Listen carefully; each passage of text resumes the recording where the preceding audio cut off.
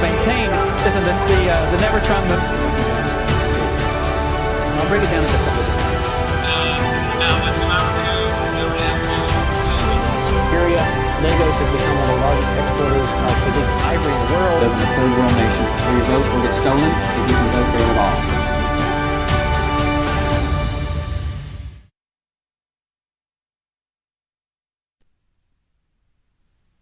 Welcome to Around the World with Dane Waters, and I'm your host, Dane Waters. Okay, so what are we going to talk about? I adamantly refuse to start with the Iran war. We'll come back to that. But in the monologue, the intro there talked about how I remind myself about ivory. Elephants really matter to me. Donald Trump, God, I was hoping not even to start with Donald Trump, but Donald Trump has eased the restrictions and regulations on the hunting and the import of ivory again. It is outrageous. Nothing safe from Donald Trump, nothing at all. It's a crazy world. So what else is going on? Well, speaking of Donald Trump, the Iran war, which will be in the second half of the show, it's up and down. I'm still flabbergasted. By the way, once again, I have to say this. I was for regime change. I am for regime change. The Iranian regime needs to change. It needs to be greater democracy and more freedom of the people. Absolute, full stop. And I just can't understand how we have gotten so far from this unconditional surrender request or demand from the president to we're debating about opening up the Strait of Hormuz. So explain to me, please, world, if our military, which I love our military, I respect our military, if we spent $30 billion attacking Iran, why is it they still have so much power they can control the Strait of Hormuz? I don't understand it. I mean, how can we destroy them, as Donald Trump says, and they still control the Strait of Hormuz? I wish somebody would answer that question for me. Does that mean that we didn't spend the 30 billion properly, or I don't know. Anyway, there's that. What else is going on around the world? The French Open, which I'm a huge tennis fan. I mean, I'm sure you look at my physique and you realize that I am a great tennis guy. But the reality is, that people are dropping like flies. This is going to be the first French Open. I can't remember how many years where the top seeds, both on the female side and the men's side, are not going to be there because the heat. You get Sinner out, Djokovic is out. Alvarez didn't play, and on the women's side, I mean, all the top seeds. But all that being said, there was a news report yesterday that Venus Williams is coming back to tennis. So we'll have to see how she comes back, and maybe she'll make a difference. Anyway, I'm just going to leave it at that because we have so much to talk about. Let's take a quick break from Around the World with Dane Waters, and we'll be back with our first guest. Thank you.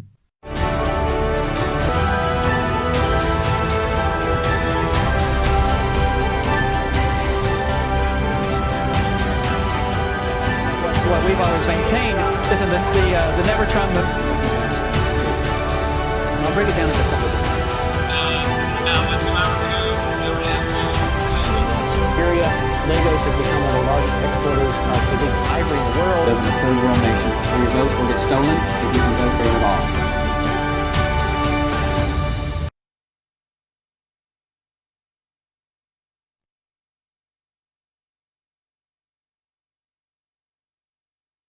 That's why. Welcome back to Around the World with Dane Waters. These quick breaks. Okay. We are honored to have with us Stephanie Barello. Hello, Stephanie. How are you?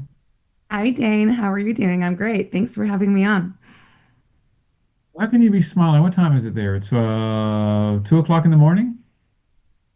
Yeah, it's 2 a.m. 2 a.m. and you're smiling. Well, more power to you. It's 9:07 here, and I'm not smiling. But anyway, thanks for being on the show, and thanks for getting it. You are I always say this, my favorite economist. And yes, I know more economists than just you, but you're my favorite economist. Okay, so let's just don't argue that point. So what I want to talk about today, I had a guest last week where we talked about the midterm elections and the political, opportunities for, can the Democrats take the House back and can they take the Senate back? And we got into this conversation about what can Republicans campaign on. Now, Republicans typically like to campaign on a strong economy. That's what they like to talk about. But let's just do a quick dive into what is the state of the U.S. economy right now. Awesome. Well, let's get to it, Dane. First of all, I just want to say, did you ever know that you'd be having an econ show of all things? I'm so happy to be here and to talk all things economics. And I actually looked it up. It was Well, one year. it makes me feel smart. it makes me feel smart because I don't know these things, and so the fact that an economist would actually be on the show with me, hey, it makes me feel honored and smart. So thank you. Oh, well, that's great. I did look it up too. It was 1 year ago. Tomorrow is the first time I got to chat with you about the economy on this show. So that's Wow, a happy very anniversary. exciting thing. Happy anniversary of Around the World with Dane Waters. Okay, so let's talk about what's going on with the economy right now. I don't remember when we last chatted, but I've got some lovely economic data to give you guys, and then we can talk about. I also dove a little bit into the research about whether the economy is influential or not when it comes to midterm elections. So we will talk about that and what the punchline is for that. So what's going on in the U.S. economy right now is that things aren't looking great. They're definitely precarious. So to set the scene, last year, over the whole entire year, only 181 jobs were added to the U.S. economy. To put that into context, Wow. that is the worst year of job growth uh, in a non-recessionary year since 2003. So it was not a great year in terms of jobs. And in terms of this year, monthly job growth has been kind of seesawing back and forth. We will get the latest numbers on Friday this week. The unemployment rate is largely stable at 4.3%. And some people may say, well, if job growth is weak, how come your rate isn't starting to, rise? And that's actually because the growth in the labor force and the labor force participation rate hasn't been that great. So the labor force participation rate is basically all people age 16 and over who aren't institutionalized and who aren't in the military. How many of them are participating in the labor force? And what's interesting is over the last couple of months, there's been this sudden little dive where fewer people are participating. And what's going on? And the explanation is, fewer young people are entering the labor force right now. They're hesitant.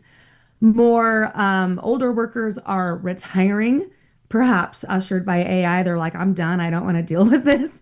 And then also, the crackdown on immigration that has an impact on the labor force participation rate as well. So that has been an interesting point as well. I also wanted to tell you, Dane, I thought you might find this interesting. So the labor force participation rate in the United States, it's 61.8%. It's 67% for men, 57% for women. Guess what the labor force participation rate of women is in Iran? Oh, I don't know. 27%. 14%. Oh, wow. I mean, Wow. I don't know how much we should trust the statistics coming out of Iran, but I was pretty shocked. And also there may be a lot of people in the underground economy and that's not being captured. Yeah. But I thought that was a very stark comparison when we're looking at, the US versus the Iranian economy. So that's the jobs numbers right now. And then do you want me to dive into inflation? Because inflation is a very interesting story as well. Well, before we get to inflation, okay, so so what month are we in? We're in June. The midterm election was June, July, August, September, October, 5 months, basically 5 months. On this job market issue, I mean, we know that we talked last time. The last time we talked was after the war had started. We talked about the impact of fuel, whether it's airline fuel or whether it's gas, whether it's all these kind of things. And the question is, you know, what impact, okay, politically, let me just ask this blunt question. Do you think the Republicans can campaign on a strong economy under Donald Trump since Donald Trump has taken, um, has gone back to the presidency? Is that a campaign thing that the Republicans can claim? I don't, looking at the economic data, I don't think it's an honest claim, particularly. It's going to be really tough, especially when it comes to inflation, because the economy was a huge in the 2024 election. And that the economy was the top issue for so many voters. And they were remembering how bad inflation was during those years.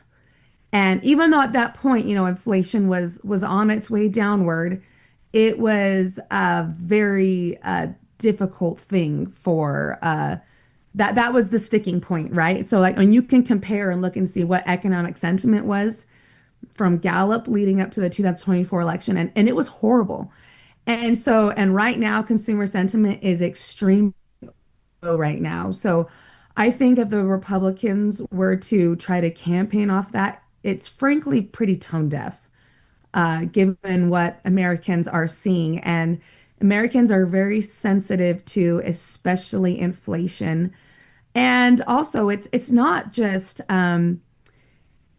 okay. So perhaps for some Americans, like they can pay for it, they're okay. But even the perception or understanding about what's going on and seeing the headlines and the data, like that weighs on voters' minds as well. So it will be a very difficult thing for the Republicans this year to campaign on the economy. Okay, so I'm going to ask you first before we get into, I have a Trump versus Biden question for you, but simpleton for me, Alabama, inflation. Okay, we hear this phrase inflation all the time. Now, from a simpleton's viewpoint, inflation is where, let's say, your salary is $10 an hour, and a bag of sugar is $3 a bag. Inflation means that your salaries basically stay the same, but that $3 bag of sugar is now $4 bag of sugar or $5 bag of sugar. So the cost of the inflation is where goods are increasing in cost, but your wages are not. I mean, I don't know if those two actually compare, but inflation is where the cost of goods are increasing, correct? Right, yes, it costs more money to buy all the things that you normally do. And so economists will they'll track this basket of goods and see how the prices, change over. And then so separately from looking at like what you said, at what the price of goods and services are, is they will look and see are wages keeping pace with those price changes. And right now, inflation is ticking up. So the April, CPI is what is referred to from the government, the Consumer Price Index. Inflation is 3.8% for year over year, which is a lot higher than the Fed's 2% rate. And that's the highest it's been in a couple of years. And I also pulled the most recent data on real wage growth, and it is negative, meaning that wages are not keeping pace with inflation growth right now. Because if your earnings are keeping pace, whatever, like, it's hard for like loaning money, but if your wages are keeping pace, like that's all right. But that is not the story right now in the US economy. Gasoline is up 28% year over year, fuel oil up 54%, airline fares 21%. Food is ticking up because of, what it takes to transport food, 3.2% year over year, fruits and vegetables 6.1%. I know I've noticed that one at the grocery store. I'm like, what is happening? Why are these Yeah. apples so expensive? And it's all feeding through all of these effects from the war. So the inflation that we're experiencing now, how much of the inflation that we are experiencing can be attributed to the war in Iran?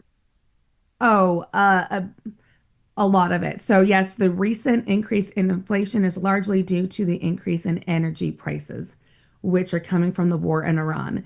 There is a little bit of heat and inflation from actually AI and that industry taking off. That is putting upward pressure on electricity prices, and it is also putting upward pressure on like computer goods. But that is minor compared to the impact that energy is having on inflation. Okay, so back to the election. So okay, let's say that the war were to end today, which is not. Let's just live in some fantasy world thinking the war is going to end today. In your professional opinion, if if the war ends, Hormuz is opened and these ships are allowed to get out, how long do you think it would take for to see that the impact of the war on inflation to change and those prices start coming down?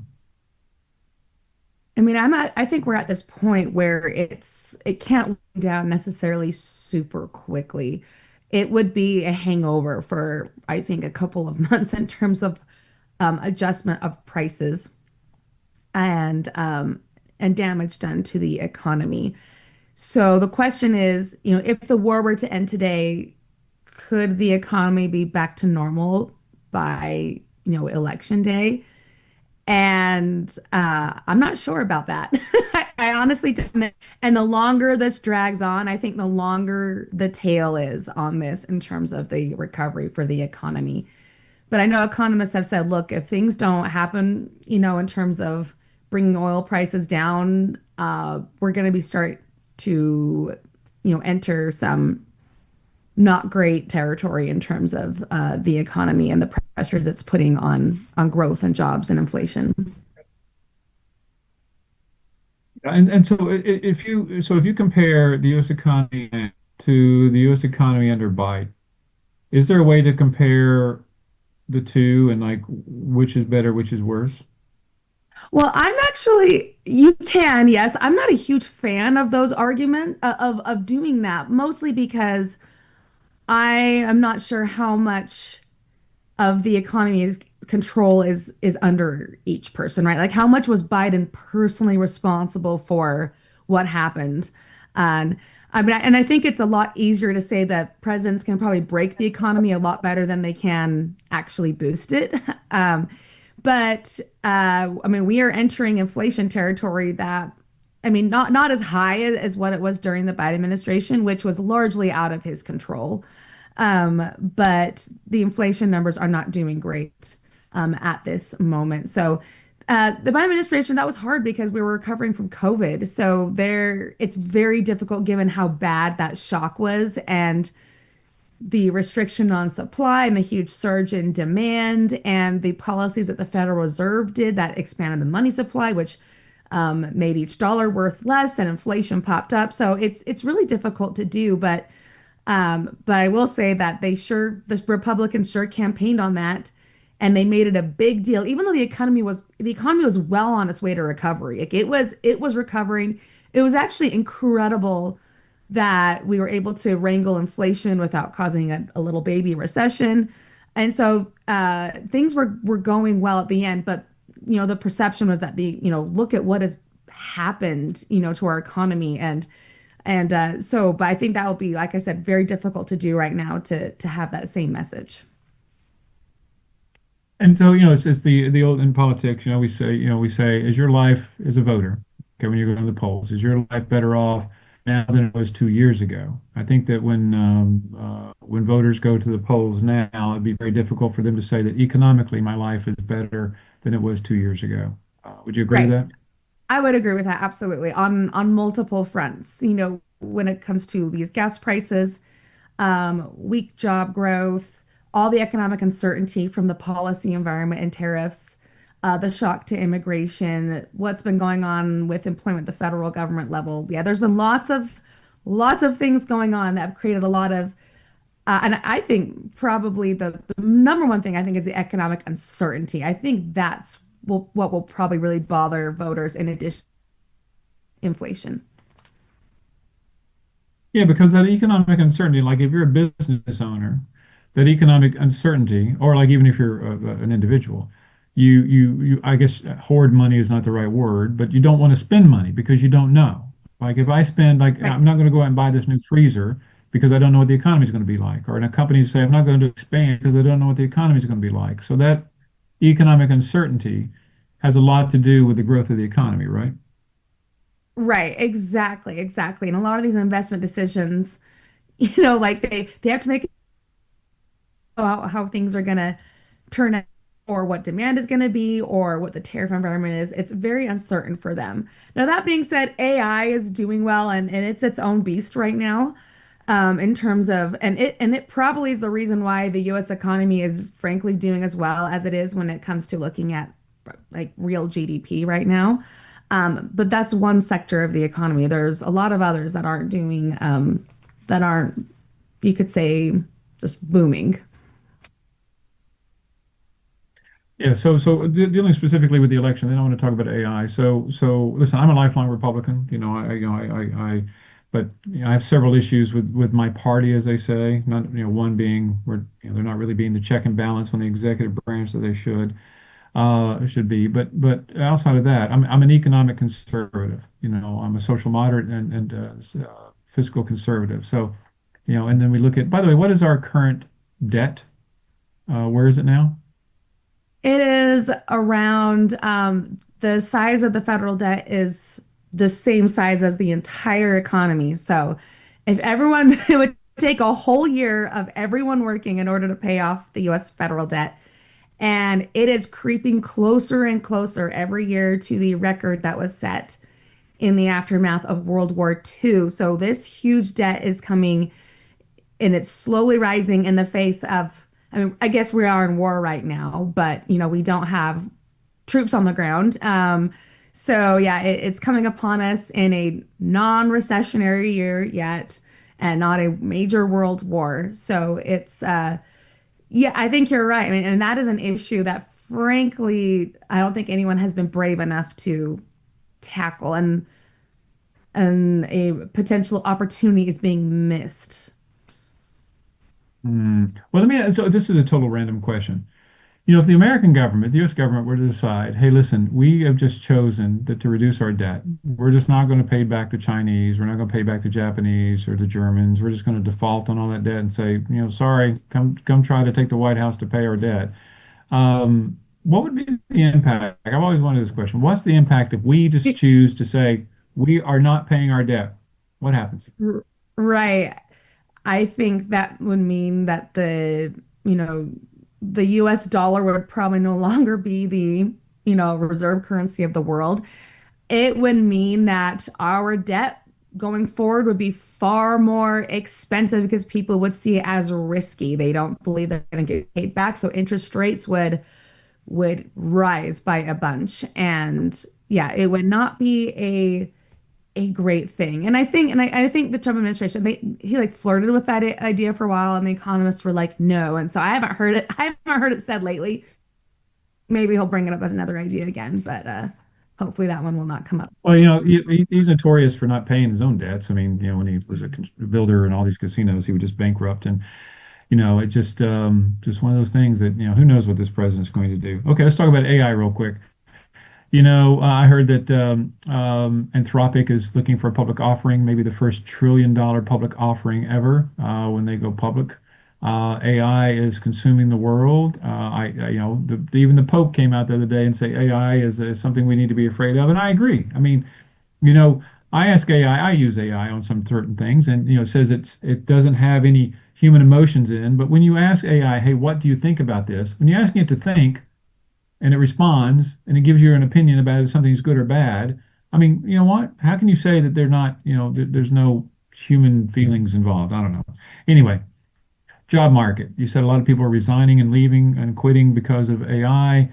Fewer Well, I don't know young. exactly the reasons, but I think we are seeing that older workers are now starting to retire. And it may be that they just feel like they're in okay space given enough year post COVID. They're like, my 401k is all right, I'm good. Or it could be that they just are they're ready to leave because of all the changes that are happening in the economy right now. And they think it's time. So I actually haven't seen like the exact number of people that are leaving because of AI, but I think it's a very good explanation. No, I agree with you, and I think that a lot of well, honestly, if I'm a business owner, I can't remember what there was one business owner who said that basically I'm going to reduce my workforce because of AI. I mean, a lot of company owners have said that, but the reality is, if I own a company and a lot of the menial work that a lot of workers do can be done by AI, they really can, and so I think that for the job market globally. And I think even AI is going to be in manufacturing. I think AI, like AI is now being used to fight wars. I mean, AI is everywhere. So real quick, if you had to say in 5 years, where do you think the economy will be in relation to AI? What do you think? You always ask me the easiest questions, Dane. Because I know you can answer them. I know you I can. can't. Oh, I can answer them. It just might not be a good one. For 5K. So we'll look in 5 years from now and see what has actually happened. So I think there's going to be a whole bunch of change, and we don't fully comprehend what those changes are going to be. There are going to be a lot of jobs that will be lost because they've been automated away with AI. But I also think what will be interesting is we're going to see a whole bunch of new jobs and new things popping up because people have the create stuff at such a lower cost than what they had been able to earlier. Like even I've got these ideas and I'm like, oh, I have these ideas. Earlier it would have been so much work for me to get that going. Now I'm like, oh, I can just do that. So I think we're going to see a huge flood of all this new creativity, and it will be so interesting to see what we find out. I think we could have some incredible breakthroughs scientifically because now AI can help us crunch all this data and understand how the world works quicker. And so I don't know exactly where things are going to be, but I know jobs are going to be lost, but there's going to be some new ones as well. And we will see how much disruption this causes, like, and if people can pivot quickly enough to adapt to the new economic landscape. That's a very good answer because that's the reality. It is about adapting, and in every individual country. I mean, it's about how your workforce adapts. And I mean, listen, I mean, you look at companies like BlackBerry, for example, that had to control the market and they lost it. You look at Xerox, they had to control the market and they lost it. I mean, these companies, I mean, I have a bit of a feeling that there's a bit of a bubble with the AI. Hopefully it's not There like the is, internet yeah. bubble. So it's going to burst at some point in time. But yeah, I just but I am concerned that too many people are becoming too dependent upon AI because let's be very clear, AI is not accurate all the time. It's not. Yeah. Um, and a lot of people, because I actually get people sending me stuff sometimes that clearly was written by AI. I know it was written by AI because I see how it's just factually incorrect. So people out there, wake up! You're using AI. Make sure that you double check it as well. Mhm. I don't know. I mean, listen, the economy. You're in Utah, right? So how would you say honestly the economy is in Utah, for example? Little microcosm here. Right. I mean, it's Utah has a great economy. I mean, we have a growing population. People actually don't like the growth because it's putting upward pressure on housing prices. AI has been a really big hot topic here, and specifically data centers, because we're the desert here. These data centers use a whole bunch of water, and so this was I don't know if this has hit national media, but do you know the guy from Shark Tank, Kevin O'Leary? He's backing up the investment of a huge data center that's going to be like as big as Manhattan or bigger in northern Utah, like Wow. north of the Great Salt Lake. And the Great Salt Lake is drying up. And so people are losing their minds over this. So there's a lot of contention right now locally about AI, but otherwise the economy it's really doing great here. It's a good place to be economically, for sure.